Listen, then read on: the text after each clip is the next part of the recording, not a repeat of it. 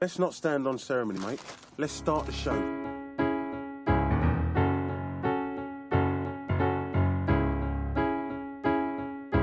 We would be honored if you would join us.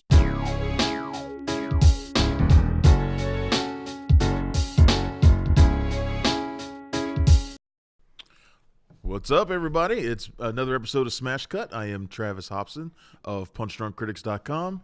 I am Jimmy Dugan. No, I am John Nolan. Also, Did you forget your name for a second? No, I was trying to think of something funny, and sometimes it works, sometimes it doesn't. Usually it Jimmy doesn't. Dugan. That name sounds familiar. Jimmy Dugan, wasn't he from? If you don't League of Their know, Own? Yeah, the League of Their Own, right? answer's already no. Yeah, it's League of Their Own. Is that what it was? Yeah, Jimmy Dugan, League of Their Own. Okay. What's Tommy up, man? McCulloughan. Not much, What's up, man. How you doing? I'm good, man. It's, Yeah. This has been like the busiest movie week. In case you guys don't know, in case you're tuning into the show for the first time, we are film critics here out in D.C. For PunchDrunkCritics.com and a bunch of other places as well. Yep. And this has been kind of a crazy week. It always gets busier around this time of year, but this has been, I think, the busiest week. What do you think At is least- worse, summer or this time of year? Not Oh no, worse, this but more time of year. Yeah. Okay. And in terms of like sheer amount of shit to do, it's this time of year. Mm-hmm. And this year it's worse because we're coming at the end of the decade. And I was having this conversation with a friend of mine yesterday, and I was like, "There's two things I want to do right now, and I can pick one." All right. So shoot. we're coming up on episode 9, the final movie in the Star Wars saga. And I was like, I want to watch all 8 movies, the spin-off movies, and both series. I thought you were going to say that. You're crazy. I want to watch the Clone Wars, and Okay. I want to watch Rebels, and I want to watch them all in order, Right. before getting to episode 9. And I want to do that. And I was like, I can do that. I started now. I finish it, no problem. Right. I was like, or I need to do my favorite movies of the decade. So when you do your favorite movies list, are you go through and rewatch You remember them? last decade I did that. Oh, I know, but do you rewatch them, or are you just going from memory? I'll mostly go from memory. I'll have to. I was gonna say, you There'll can't- be no time to watch all of them. Right. End of the last decade is one of the first things we did on our site, actually. Yeah. 'Cause- I don't know what possessed me to do it at that time either, because we were maybe about a year old at the time. yeah, you're a possibly. sadist or masochist, whichever Yeah, one. something. And I just did it. And Uh-huh. I did my favorite 100 movies of the decade. And now it's 10 years later, incredibly. Yeah. The site still It's exists. insane. The site has been around for more than Yeah. 10 years now. We're on year 11 right now. Yeah, it's nuts. And in fact, somebody reminded me the other day, asked me if we had done an anniversary for our We should have. celebrated our anniversary. I was like, I didn't even think about it. Yeah. I was like, I feel like I should do it again. Right. Because I did it once. How can I not do it a second time? Because you weren't when we this have busy more, back when then, we've if been we're being around more honest. experience. I probably wasn't as busy back then either. But Not to say yeah. you weren't busy, but you're on 47 shows on Friday morning. You're writing on the site. It's a lot of stuff to do, man. It's a lot of stuff. But I feel like it should still be done. Yeah. You know? What if, So, well, I guess mean, we can't really break that down into. I can't remember how. I need to go back and look at how I did it last time. Yeah. I don't think I did it by year. I'm pretty sure I did it just straight. These are my 100 favorite movies. I mean, 100. That's a massive undertaking. Yeah. So I'm like, okay, do I want to do that again? Yeah. I know I did it by tens. Like dropped it down by 10 and then got down to the end. But Obviously, I should. 2010 is or the teens, tens, whatever you want to call them. That's the decade of Marvel, right? That's going to go down in history as a decade of Marvel. Started Yes. in 2008, but it's I didn't even think about that. That when I did it before, the only Marvel movies I would have had to even consider would have been Iron Man and maybe Hulk. yeah, because I think And I Thor don't was even know if 2010, either one of them made it in there. right? Right. I don't know, because Hulk definitely didn't. I'm not the biggest Iron Man fan in the world, and I think Hulk is just okay. So I'm like, did I even put those in there? I need to go back and look. I'm sure Iron Man probably made it in there somewhere, but What was the 2000s, like the aughts? What was that the decade of? I'm trying, like, you had the Transformers like movies. Eternal Sunshine was in there. Yeah. Lost in Translation. Those movies would have been in my top 5 easily. Probably call it the most last likely, last decade of mid-range movies, really. Yeah. I mean, This decade would be a lot more interesting because there'd be a lot of big blockbusters in there and shit. Yeah, And I'm like, man, this is totally different. it is. Now that I'm talking about it, I feel like I should do it again. Now I feel like I want to do it I feel like just for you, because it'd be so different. as your friend and for your health, you should at least do 50. I mean, 100 is a lot, dude. That's a lot of freaking movies to write about. Okay, but you know what I would do this time? I don't know how I did it last time, but I know if I did it this time, I would probably do blurbs for most of them. Yeah. Like I wouldn't do like like some people are like doing like full write-ups of each movie, which is just absurd. You would Like need to start in June. I won't even do paragraphs for them. I'd be like a couple of lines, Right. with like gifs with them or something, and then it'll be it. But I'm Like not the way you gonna do a box office or something. Yeah, like that. I'm not gonna do fuck that, man. That's bullshit. I'm not putting that kind of effort into this crap. There ain't no fucking way, man. The only reason you should do that is if you can later publish it as a book that you can get paid for through Amazon or something like that. Yeah. Which actually is probably not a bad idea. If you're going to write that right? much, you can probably write the retrospective of the I 2010s. should probably get them transcribed into copies and just release Travis's favorite movies of the decade, of the last 20 years. Those books sell too, especially on Amazon. If you do, we got a friend who publishes those things too. Our friend Nell. I should talk to him. Hey, Nell, can we package these up into a book? And another friend that's done something similar, Dustin, did it with his horror movie stuff. I don't know who that person is, but anyway, let's. And he certainly didn't write any book. So let's What? talk. I'm just joking. We'll go back to off air on that. Busy time of year. throwing Screeners some are coming in shade left and right. it's Academy in here. Awards nominated, or not nominated yet, but the movies that want the Academy Awards are coming out. So many movies to talk about this week that we're only going to do a couple. Yeah. Because I really want to get your thoughts on the first 2 episodes of The Mandalorian. Yes. So I want to talk to you about that. And yeah, there's going to be spoilers. So if you ain't watched them yet, if you're the one person who doesn't know what the big twist of The Mandalorian was, I mean, you're screwed. I mean, we're just going to talk about that shit. You know who's not screwed? Disney's marketing and licensing department, who is going to sell 100 million little plush toys of that. Trust me, the Funko, I want it. Yeah. Angela was... The Funko, I want it. My wife could not sit in her seat watching that show when we saw this thing, and A friend saying of that she mine needed just to have found out that about Yeah. what it was. They lose their mind. And was like, how did you not tell me about this? And I was like, I didn't know I was supposed to tell you about that. one. Yeah. I mean, I'm sorry. Well, I guess we should probably go into that first, since we're already knee deep. We're already talking about The Mandalorian. Well, the other couple movies we're going to talk about this week are Ford, Ferrari, and Charlie's Angels. Like I said, we could have talked about a lot because The Report came out this week, which I saw at Sundance and absolutely loved. Which is an important movie. Adam Driver. It's fantastic. The Good Liar with Helen Mirren and Ian McKellen, which is great, and nobody went to see it, sadly, because it's two older people, and that's just kind of nobody wants to pay to see older people, but they really should have. It's a really cool premise. They really should have. And Waves, which is also out this week, which is another movie that's going to be an Oscar contender, I believe, and stars Sterling K. Brown, Kelvin Harrison, Lucas Hedges. A really powerful film. Saw that at Middleburg. That one's going to have a lot of people talking, and we just don't have time to talk about them all unless you just want to stay here. I mean, we could just stay here. We don't have to get off at 3, do we? No, I got nothing else to do. I don't think so. Oh, I mean, I do, but I'm not going to. I do too, but we're not going to do it. It's nothing I want to do. I'd rather sit here and talk We're all not day. going to do it. Yeah, I know. We should just stay here, though. You want to just do it 24 hours? Let's do it. Button-a-thon right here. Well, somebody already has that name, but we'll do something else. We can do Some kind of special event for our Patreon listeners. Some shit like that. When we have Patreon listeners. Yeah, we could do that. So let's. I do want to get your thoughts on The Mandalorian. So let's talk about that. I have spoken. Yeah. All right. Yeah, I know, right? So all right. So The Mandalorian came out last Wednesday.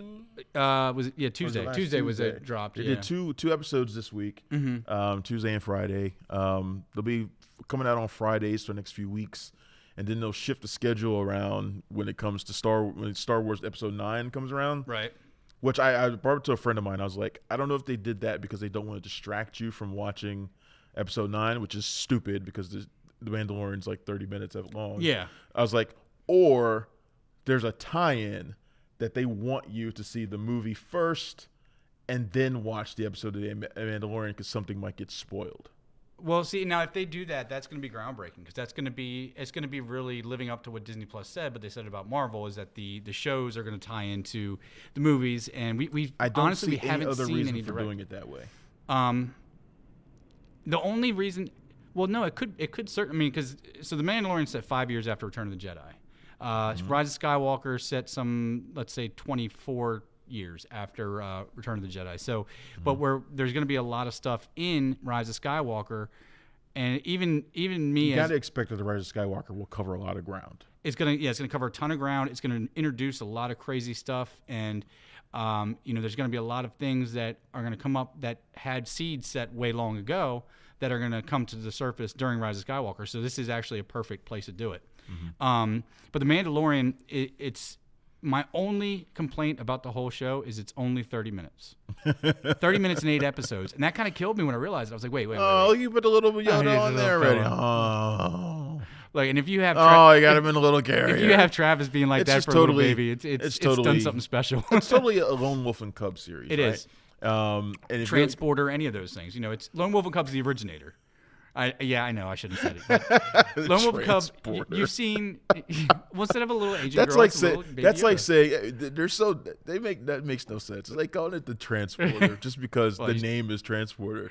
But No, it's no, like, no. That's like saying it's also like overnight delivery. Well, you have Just a because there's a package you need to delivery in deliver. You find out that the package is a person, and you don't because we don't know at this point in episode 2 if he's actually going to Wasn't hand the over package the an thing. overnight delivery? Reese Witherspoon. It was. All She's right hot in that then. movie So too. does that mean Yeah. this is like overnight delivery? It shares DNA with that. It Jesus shares Christ. DNA with that. All right. But there, I mean, next Lone time I Wolf talk and- to Jon Favreau, I'm gonna be like, were you biting off overnight delivery when you made the Mandalorian? Obviously, it wasn't Lone Wolf and Cub. It was an overnight delivery. I mean, there's no question there. But there- there's clear thematic like resonance between this and Well, yes, and much something, more and something closely, like Lone Wolf but- and Cub, and also westerns like The Searchers and things like that as well. Clearly, they're Yeah. going for that, and they're Western, biting Western hard vibe on that which West. I They're- love. The by the way. scores were two of the coolest things in this. I mean, you have a very good, the bad, and the ugly Marconi type sound going on in the opening. And then, yeah. Did you catch the Rocky score that's happening in the middle? Like I didn't notice that, but I'll watch next it time again. next time you watch it, like usually it's about 3/4 of the way through the episode when he's going. First one or second? Both of them actually. Okay. The music seems to be part of the structure of the show.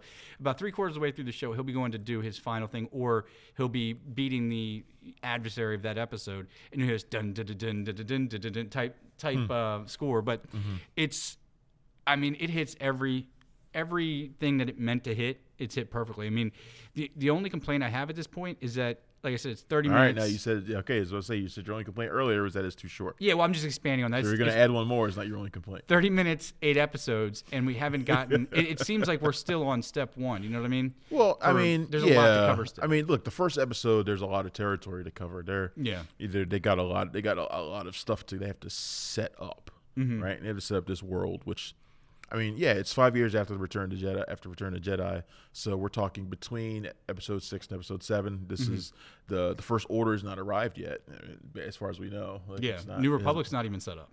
right? So this is a period of time that we really don't know much about. Yeah. Which is, I think, one of the best things about it is that it's a period that we don't know.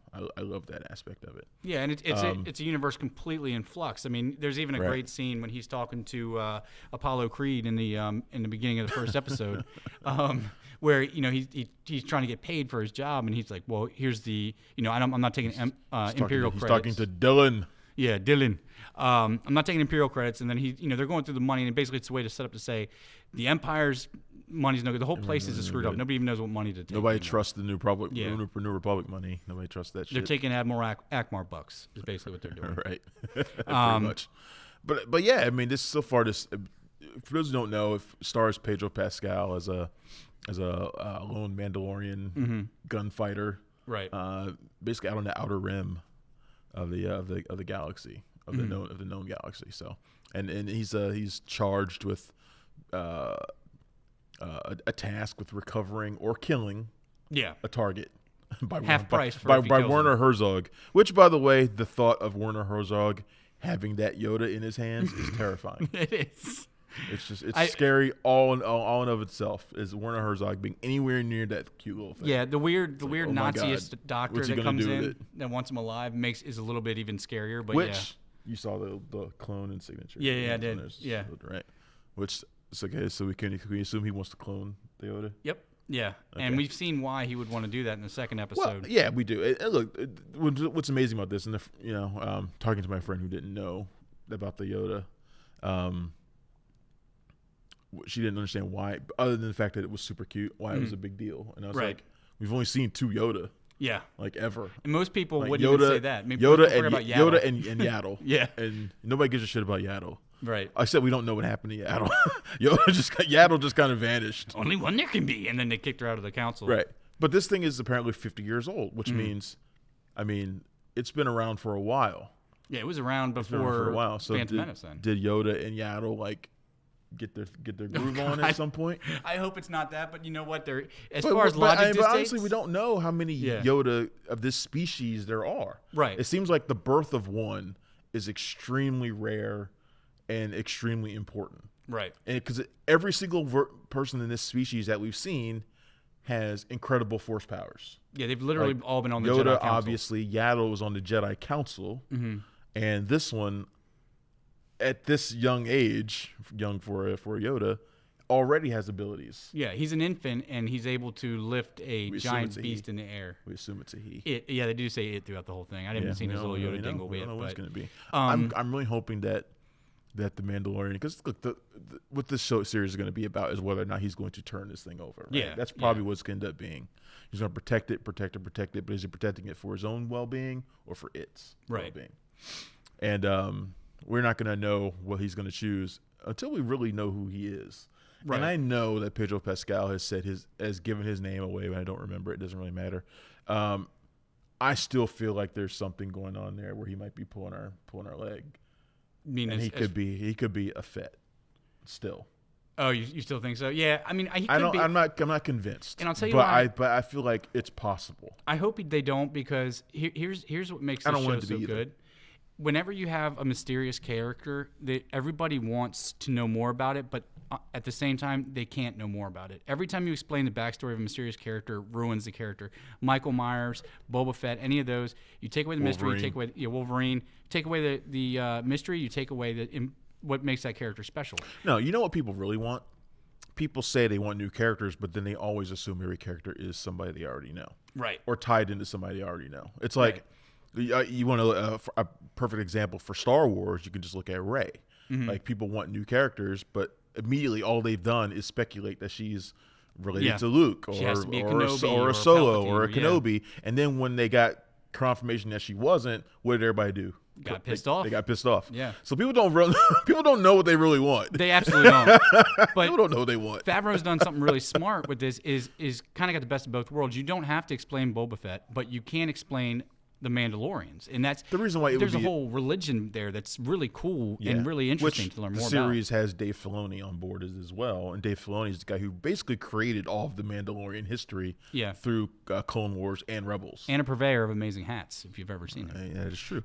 So if I trust anybody to handle the Mandalorian lineage, it's him. Yeah, I want to see it, and I'm hoping that this series is going to explore that. But we've already got some cool moments of that. I mean, in the first episode, we learn how important their armor is. He goes to a Mandalorian armorer and gets his little shoulder piece done. Yeah. And, you kind of get a feeling about, you get a little bit about who this Mandalorian is. We always thought Boba Fett was just a cold, calculated killer. Well, he's in a Sarlacc pit at this point. Yeah. As far as we know. That's why if it turned out to be him in this, it would be like, oh, he's still alive. Yeah. Did he just burst out? Unless he's been alive in some book somewhere that I didn't read. Every time I write anything about Star Wars, somebody will always message me and be like, in this book right here, he's actually, or this is what actually happened, and I'm like this. In one of the Legends books, he did shoot out of the, he jetpacked out of the Sarlacc pit, but that's not canon anymore. Right. But we've already learned that Pedro Pascal's Mandalorian is a good person, it seems, from what we've seen. His interactions with Nick Nolte, who plays a little Ugnaught. It's one of my favorite character in the 2 episodes we've seen thus far.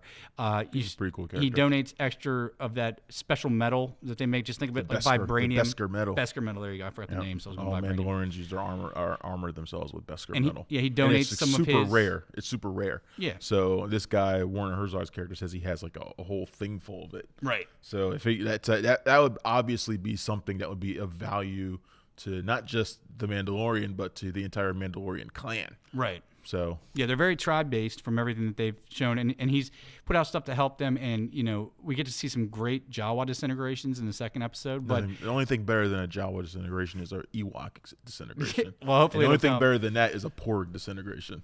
Well, a Porg cooking. I think Porg's getting roasted is the best thing in the world. while their family looks on in terror.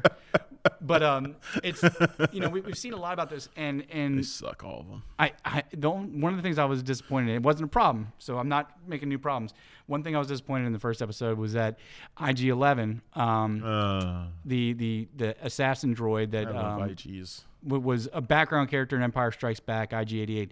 So cool to see him in action. My favorite bounty hunter, not named Bosk. Right. Taika Waititi played his voice, and it was a lot of fun to see those two fight together. But then the IG unit's going to kill the package that you see there on the screen. Yeah, I have a feeling that we're going to see either that IG back or another one. Yeah, it's too good of a character to just drop. But then that comes to my concern about the time limit is with only 8 episodes, we still haven't seen Gina Carano. We've barely seen any of Apollo Creed. We still haven't seen a lot of stuff that we're going to see. So is there any room to bring him back? This second episode to me felt like the ending of the first chapter. It's like, okay, he's got the package now, and he when he kind of takes off and he flies off, it seems like he's flying off into a bigger, like the world at large, the universe at large, and things are going to start getting really, really hairy from this point out, right? Yeah, that was almost like that's kind of the way it felt the first chapter. Yeah, that's things are going to definitely expand. We'll probably see Gina Carano's character in the next episode or something. Yeah, and some of these other characters, because I think Giancarlo Esposito has a character that's in here. Yeah, he's in like an Imperial General. Yeah, there's a whole lot of stuff that's still yet to happen. Yeah. With 6 episodes left. But I'm really digging it, man, and I wasn't sure how I was going to feel about it, but they made it feel like a Star Wars, like an episode of Star Wars. Like if you watch the Star Wars movie, it feels like a Western. They've really done a whole lot of this stuff right. They got the tone right. That's the main thing I was worried about, is that it would feel small, and it really doesn't. And he's had chances to take off his helmet, and he hasn't done it. Do you think he takes it off ever? Nope. No? Nope, I don't. I mean, you got the Judge Dredd question, why get Pedro Pascal and not take his helmet off? But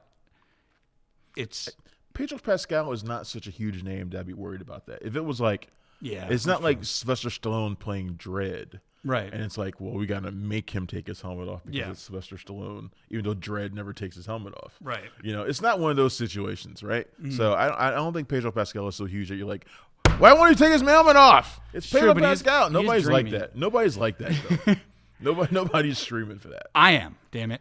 You're weird. Yeah, but that's, I know. Yeah, it's not a big deal. So I'm really excited.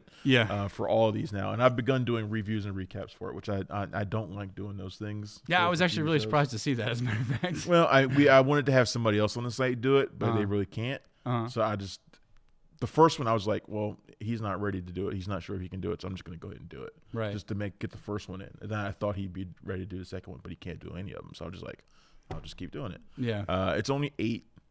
So it's not that huge of a deal. It's not that big of a commitment. Mm-hmm. And most of them are on Fridays, which I usually bullshit around on Fridays anyway and half-ass it. So I was like, I'll just make this one of the big things I do on Friday, and I'll just do it. So it's actually been kind of fun, actually, to do it. So I don't mind How cool. I mean, we've already talked, and we'll get off this in a second, but we've already talked about. What are you talking about? Okay, good. I'm good to stay here. I thought you were transitioning. We've already talked about the ridiculous number of units they're going to sell of Baby Yoda toys. Oh my God. Disney really just financed another theme notice park that they with that didn't, character. because most spoilers now on movies and TV shows get spoiled by toys. Yeah. They get spoiled by toys more than anything else. And that shows a hell of a lot of strength. You need no story behind that. You they throw that on a didn't shelf, it's out. Yeah, they didn't put anything of this out yet. Yeah. No toys, no nothing, because it would have been spoiled. Right. And they're smart enough to know they have enough time that they can put them out on the December 20th and they'll sell out. I hate that that's how stuff gets spoiled now. Oh, every time. By toys. Every time. They'll lock down all security, everything like that. Some Lego set comes out and says exactly. Thanos, It's always a Lego set. Thanos decapitation set before Endgame Lego comes set. out. Yeah. Every time. It's annoying. But the other licensing or purchase that I want to make after watching these shows is I want prints of those. I'm gonna call them paintings. I don't know what else to call them. At the end of the show, where it transitions scenes of the show into like these really stylized paintings. They look so freaking cool. It's a nice little touch. They kind they of have like a lot the of Mandalorian art, because they had the Mandalorians or artists kind of looks like that, and maybe what they're going for. I like those too. Yeah, I got most of the Mandalorian Funko set already. Like I got most of them. Oh really? Yeah, they got most of the characters out. Cara Dune, Gina Carano's character. She's out. The Mandalorian. Yeah. They have the Ugnaught. He's out there too. I mean, he's the best. I didn't realize they put all those out already. Oh yeah, they've been out for a while. I got them already. I've spoken. Yeah, exactly. And IG-11 got him too. So, so those characters are out. No Werner Herzog though, which I'm really upset about. I hope that's in wave 2. He's got to be coming, right? Yeah. He's got to be, right? And Giancarlo Esposito, like you said, he's got to be Werner Herzog a big somewhere. That should have been the first release, honestly. There's a Guillermo del Toro figure. Well, I mean, There's a Vince Gilligan figure. I don't want a Vince. there's a Vince Gilligan figure. Yeah, there's a Vince Gilligan figure. There are a too many lot of Funkos. filmmakers have figures now. There's a Really? Hitchcock figure. So, yeah, I mean, which I kind of expect. I'm pretty sure there's. I mean, Werner Herzog though. He's an iconic name, but he's not really topical until he came out on this. You know what I mean? I mean, most of his stuff is, In the 70s and Well, no, I mean, he does a lot of documentaries and stuff too. So, I mean, but yeah, it's just I don't know. I figured I just want a Werner Herzog figure. There just needs to be one, and if it's for Star Wars, I'll take it. yeah, I'm sure Disney will make that happen for you. And if it happens, I want somebody to ask him about it, because like in an interview or something, because I bet he'd have something funny to say about it too. Is he a funny guy? He doesn't seem like a funny guy. I don't know much about his personality. He's kind of droll. That's okay. That's droll what humor. I expect. Yeah. Droll humor works for him. So, yeah, which is perfect. I'm excited for the rest of it. I'm just excited we got to see Disintegrations and, a lot more fun to come. Good sign for the rest of the Star Wars shows coming out. The Obi-Wan show. This is a great sign for the Obi-Wan show because you can really see, the feeling of what it's going to be. I just don't know what they're going to do. We just finished talking about whether or not Star Wars should end after the next movie.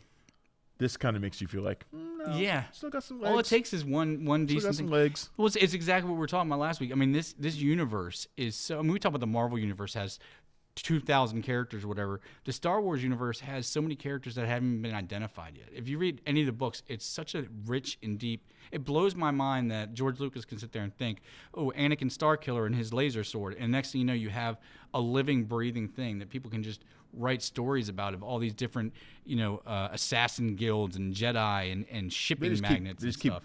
keep coming up with stuff. It's like the new game Jedi Fallen Order, which I've I'm really barely cracked and barely started playing or anything like that. But I didn't want to bring that up because I can't buy it until Friday, and it makes me sad.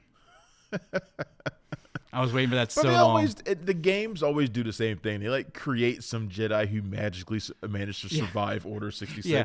It's like Since Order 2005. 66. Order 66 is starting to sound lamer and lamer all the time because there's always this. They keep finding these Jedi who survived it, And it's always a and kid. I'm like, It's not some badass Jedi. It's like It's a all kid. so you mean it's like all the best Jedi got killed, but all these random Jedi with like low level powers like are still walking around. Right, yeah. Like, man, get the hell out of Dude, here. you're absolutely right. Order 66 sounds whack. 2005 Revenge of the Sith, like It ruined everyone it. got taken out but Obi-Wan, basically. Because I think they even said, oh, Obi-Wan's still alive, and that's the only one. But then you have, And then Star Killer, and there was the dude from Rebels. Kanan Jarrus. Kanan Jarrus. Like, oh, he survived? Okay, sure. Yeah. Corn Horn. Yeah. Like all these guys, like all these random Jedi's like, man, woo, good thing we didn't come into work that day. I guess that was the day that the stormtroopers stopped being able to hit anything there. Yeah, I know. I guess It's just Must have it's been it. just stupid. But they keep doing it. That's true. I didn't even think about that. They said it, but it is. It's becoming. It's like six people died in It's Order such 66. an easy thing to do. It's like, well, we just created this Jedi who didn't get to survived Order 66. It's Yeah, like, he slept in that day, so he wasn't really? there. He just didn't come in, huh? All right.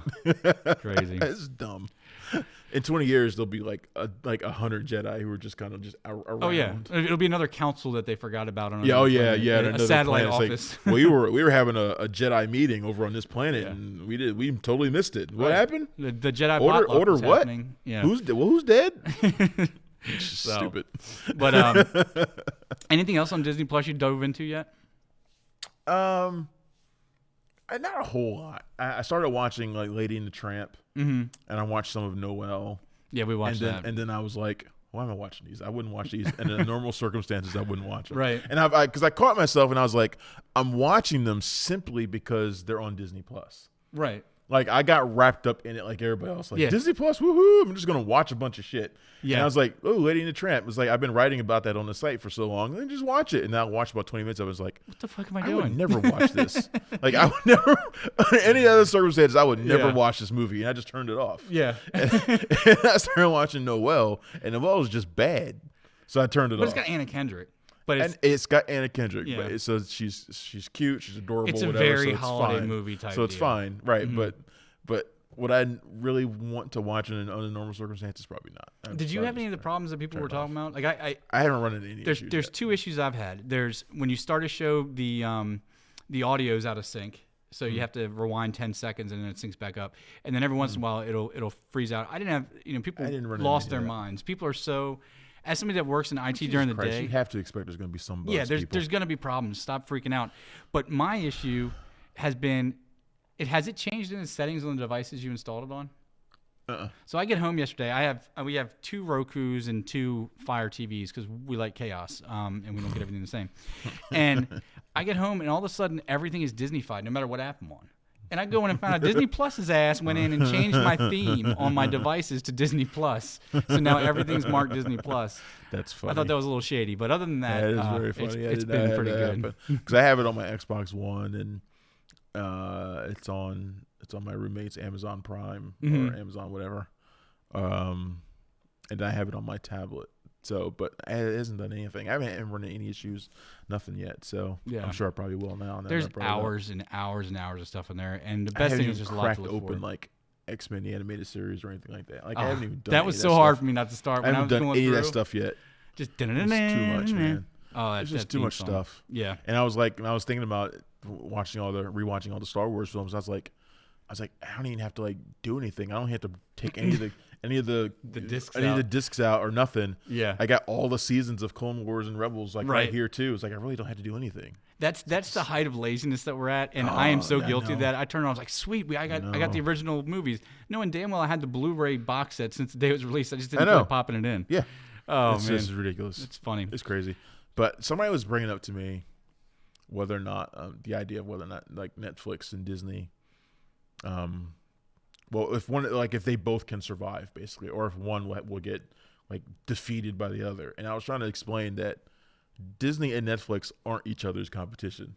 They only really are really. in terms of kids programming. Someone was talking about it earlier. So Disney Junior. There's not going to be a scenario where Disney like runs out Netflix, and there's not going to be No. Netflix.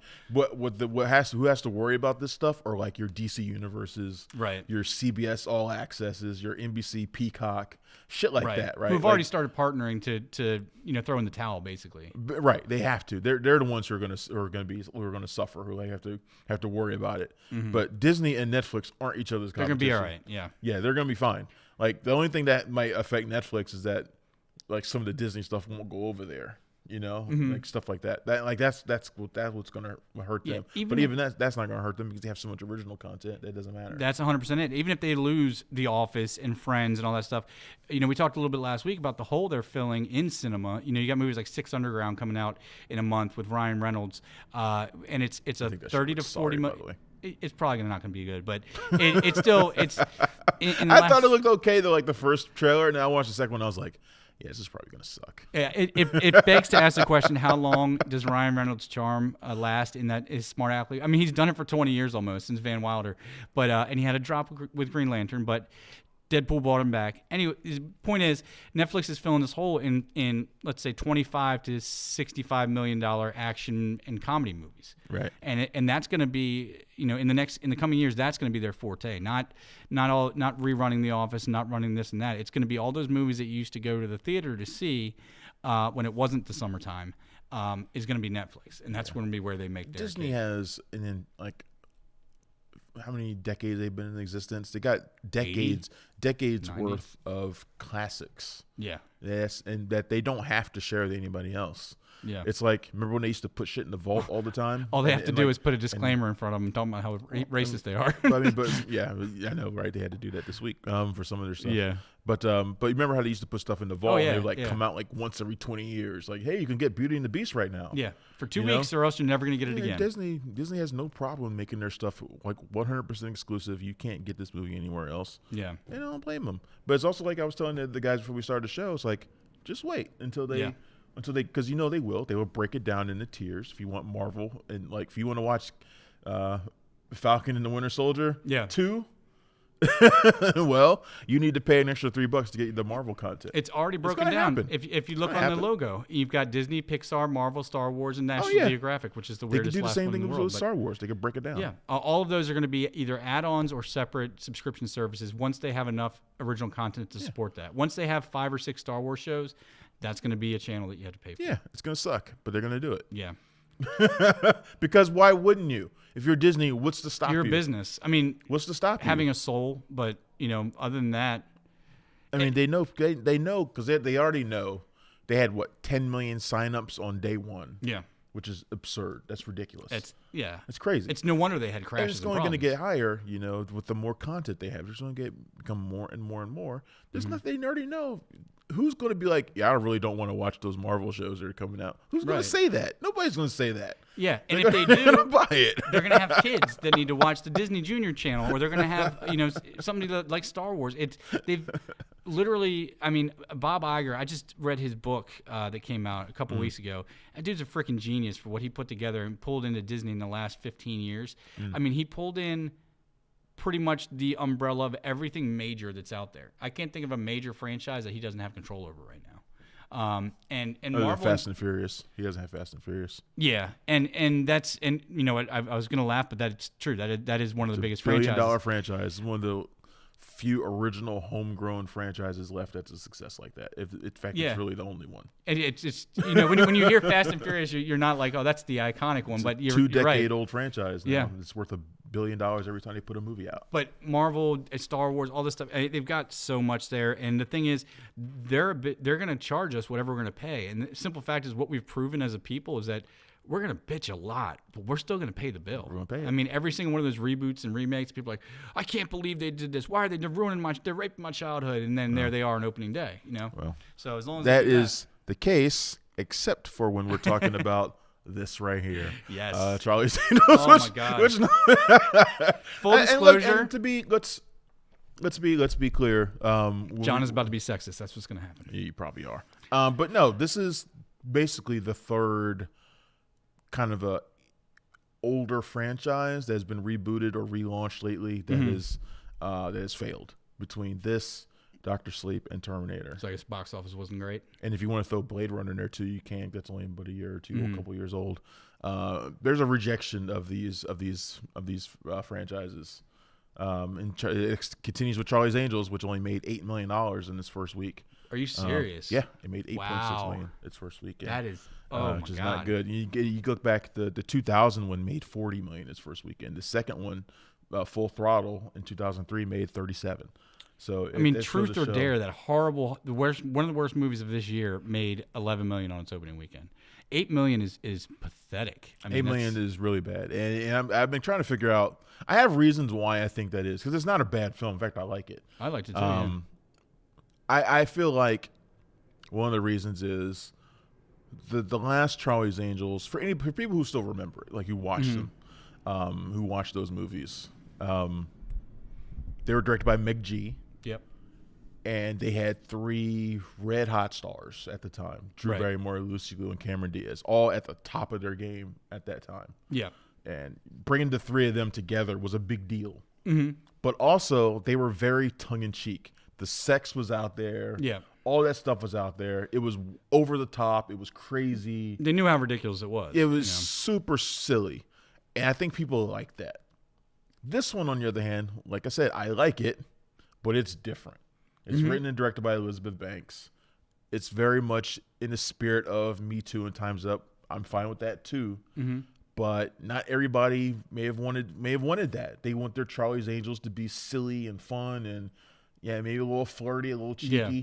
Maybe that's what the Charlie's Angels they want to see. And there's a space for that to be done respectfully. It doesn't have to be one way or the other. I thought that they actually didn't choose one way or the other to go. Like the Me Too and the feminism ideals really felt kind of surface to me. It didn't seem like it went. Anybody who watched them would know that. Like anybody who watched them would know that stuff was. I think she went a little heavy on it in the beginning, but then it was just kind of like it was just sort of empty gestures to it along the way. Didn't really amount to a whole lot. Right. But you got Kristen Stewart, who is a wonderful actress, has a very bad public opinion of her, and she's using this movie to what I've heard her say is that they wanted to use this movie to make it known that she could be fun, that she could do all this stuff, that she wasn't a sour-faced person. But that, unfortunately, sour-faced person. That sounds like a John Nolan comment. And that's not. You know what I mean? That sounds like a Nolanism. Nolanism. Yeah, you can put that in the list. But I actually, believe it or not, that's verbatim. I read that somewhere. I just don't remember where it was. I know they don't. I know they're trying to show that she can be, less sullen. Right. I think And is if what she had it's two other probably big names. Naomi Scott's huge coming off of Aladdin right now, but not that huge. You know what I mean? right. And Ella Balinska's pretty much an unknown. Mm-hmm. But I think that's also another problem with it, is that people know Stewart, but honestly, for the last decade, she's been making art house films. Mm-hmm. The time when she was a big box office draw is gone. Yeah, she's making This Personal is her Shopper first and Lizzie. big blockbuster attempt in years. I mean, she'll have Underwater in a few months, which will be the next one. And she has Seabird coming out for the Oscar season right now too, which she's actually really excellent in. But that movie's nobody's going to see that. Mm-hmm.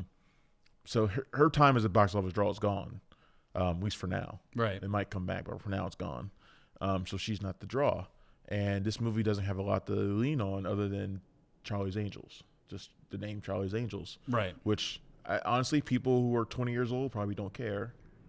It blows my mind that I know it's crazy, but it's true. You know. It's because we're old. But that's probably how our it's- parents felt when the movie came out, and they were like, "Oh, people don't even know about the show." But it's the same thing that applies to a Dr. Sleep. Yeah. People who are 20 years old, 25 years old, don't care that this movie is, related to The Shining. Right. They don't care. People who are 20, 25 years old don't care that Blade Runner 2049 is based on what? Blade Runner? I don't remember that movie. I think I heard my granddad talking about it once. Right. Terminator, you see the last good one was in 1994. I don't care. Yeah. The last ones I've seen have sucked. Yeah. Like I've seen. Yeah. I just saw Terminator and it sucked. Yeah. I don't want to watch this one. I mean, you got to factor that stuff in, which is why I'm always shocked when people are like, "I can't believe Dr. Sleep failed." I'm like, "Really? Why can't you believe it? I believe it." Well, yeah. I mean, I knew it. I knew it was gonna suck. We I thought this would do better. Right. I thought Charlie's Angels would do better than 8 million for sure. Than 8 million. I thought it would do a lot better than that. But this is also kind of an awkward time for it to be coming out anyway, because it's not really the time of year for this kind of movie. This is a late August movie. If I would have thought, maybe a February movie. Yeah, late January, February. Right? August would have been a really good time for this movie. Yeah. Not now. Where the number one movie this week was Ford Ferrari. Right. Which is a movie that kind of crosses the bridge between art house and popcorn entertainment. Right.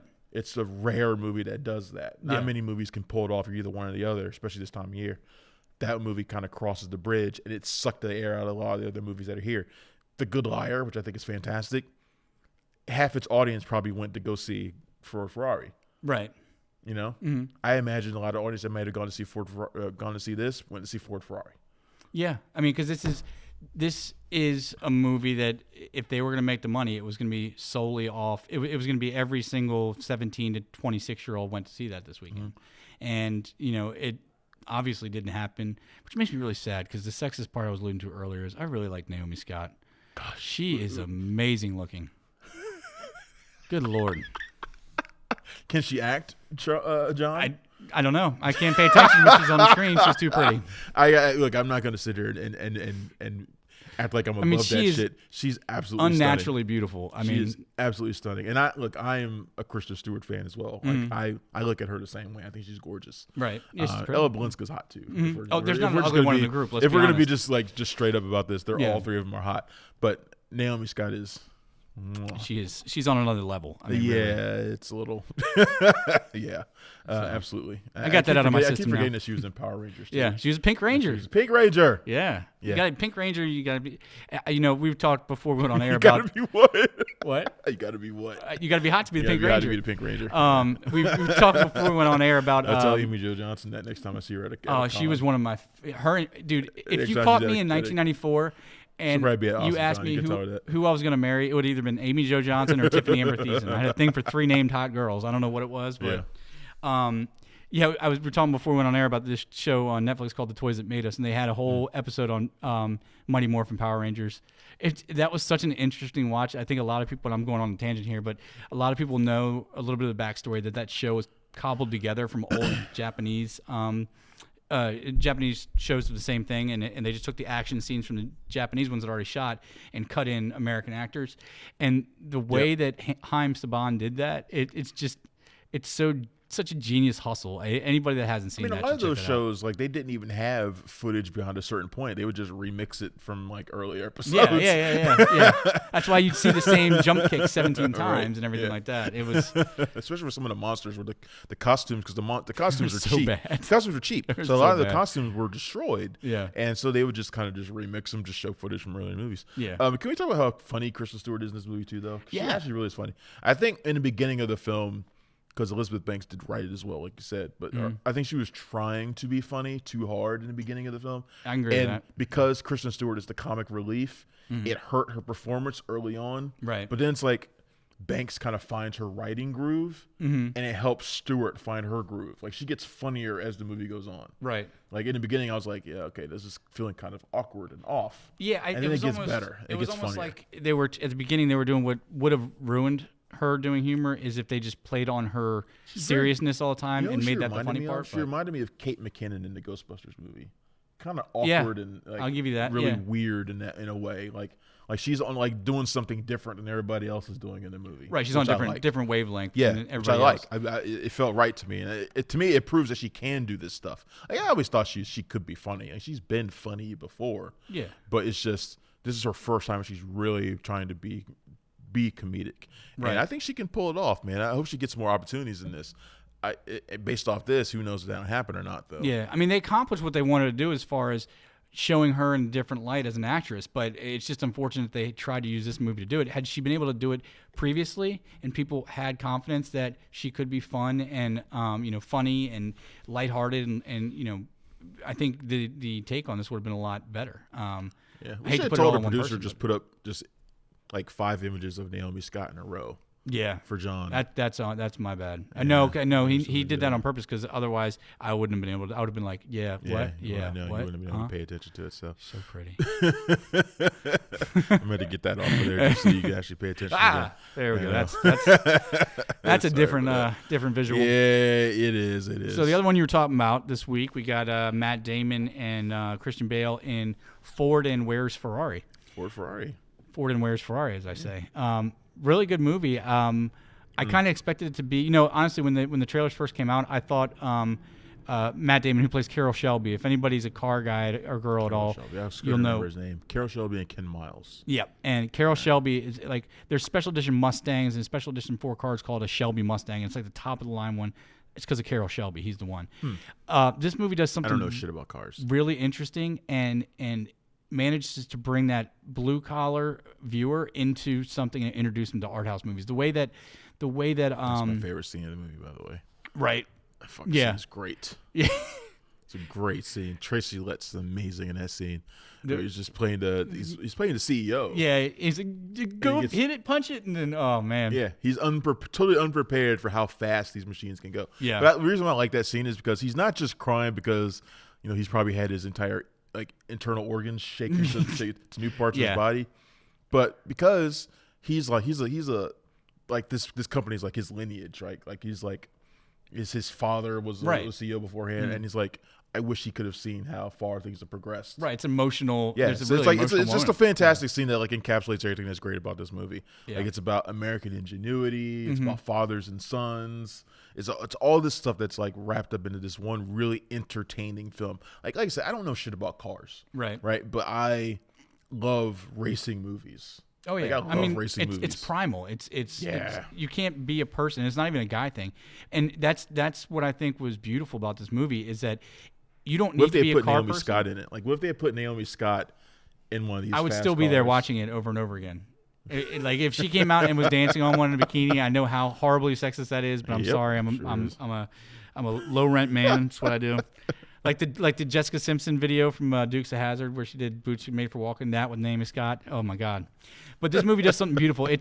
You can be a car guy or be a car person or not be a car person, and you can enjoy this movie for what it is. They walk that perfect line where they keep all the details. They keep all these little things that don't distract from people not interested in them and really placate to those who are. So They don't really make it about a feud with Ferrari. it's Ford versus Ford, really. Right, it is. It's about them overcoming their own issues. They're Right. trying to better themselves more so than making it about this rivalry with the Italians, right? Right. Like they kind of a couple nods to it, every now and then, but really their conflict is internal. Yeah. Which I think is probably the right way to go. I don't need to see the Ferrari guys portrayed as villains. We've seen that in Talladega Nights. Yeah, I don't need to see that kind of crap. I don't need that. But Grapes. and it's not really about a rivalry between two racers like in Rush or something like that. It's different. So it's a different kind of movie, and I like Rush too. Rush is a fantastic movie as well. But I do like this movie. Kind of takes a different route in terms of telling this story. So yeah, I'm glad to see that it did well. Like I said, it made $31 million in opening weekend, $52 million overall if you include international. So it's off to a really good start. I think that opening is what's going to probably catapult it into the Oscar race. If it wasn't already going to be there anyway, I think that really solidified it. Yeah, I mean, whenever you have Christian Bale in a movie that comes out in November or December, at this point, it's almost like having Daniel Day-Lewis when you're assuming he's going to get an Oscar nomination. But you never really know if the performances are going to be there. I mean, the star of the movie is that Ford GT40, if you ask me. One of the most beautiful cars ever created. If you ever see them, they re-released them. Ford started recreating them in, I think, 2008 or 9. How much are they? I have to go get one. How much are they? Can I get one? They were sticker at $147,000. Oh, okay. I'm not going to go get one. But they are just gorgeous cars, and this is a seminal moment in American. Good gas mileage on this? About 6-7 meters to the gallon, I think, somewhere around there.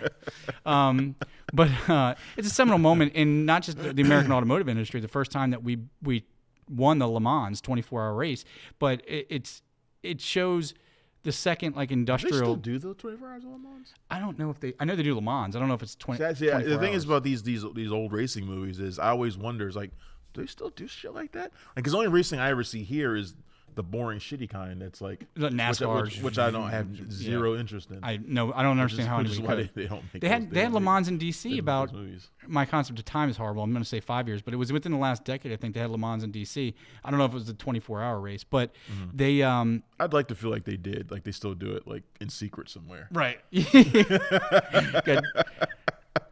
Not Honestly, telling anybody. I don't know.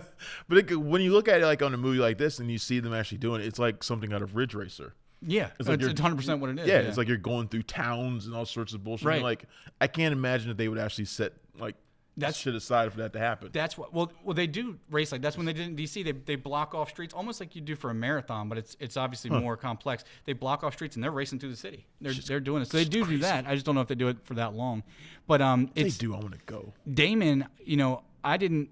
He seemed to be laying on the southern part a little too thick in the trailers that I watched. When I got in the movie, I was really impressed with his portrayal of Carroll Shelby. I mean, that's a guy who's you don't have instant name recognition, but these folks, this story that's being told is essentially the second industrial revolution. You have the second and third generation of guys like Carnegie and Ford and all those, taking the companies into where they would be in the next couple of years. So this is a really important piece of time, and they really did a great job fleshing it all out and showing, the difference between the ingenuity that got us where we are and the kind of corporate push down that's trying to stomp it out.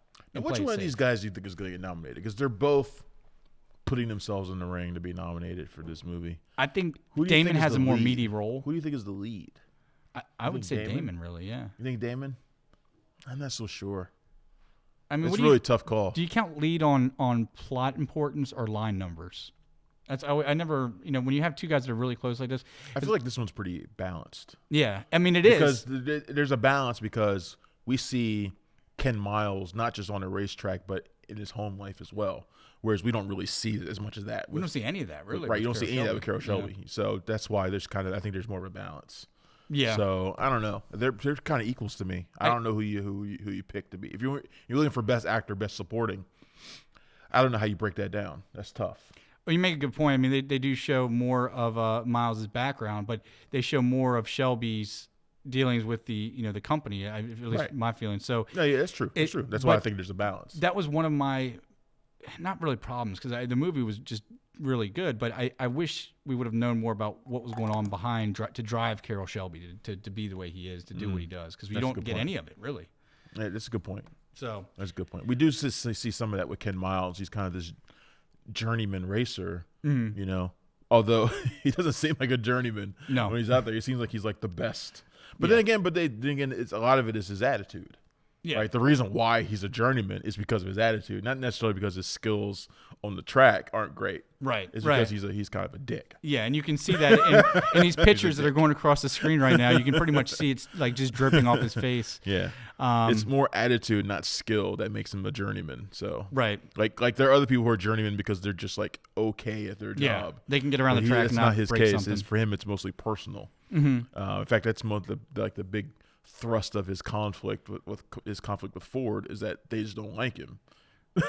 which is a recurring They theme just with don't like Christian him. Bale characters. He seems to always be playing some unlikable guy nowadays. I'm kind of glad that he's saying that this is going to be the last time he like molds his body Well, for he'll die. a role. I mean, he's gonna almost die. 50 now, right? He's going to die. He keeps doing this shit. I mean, from the Machinist, He has to to bulking have- up for Batman, Right. to to fattening himself up for Vice.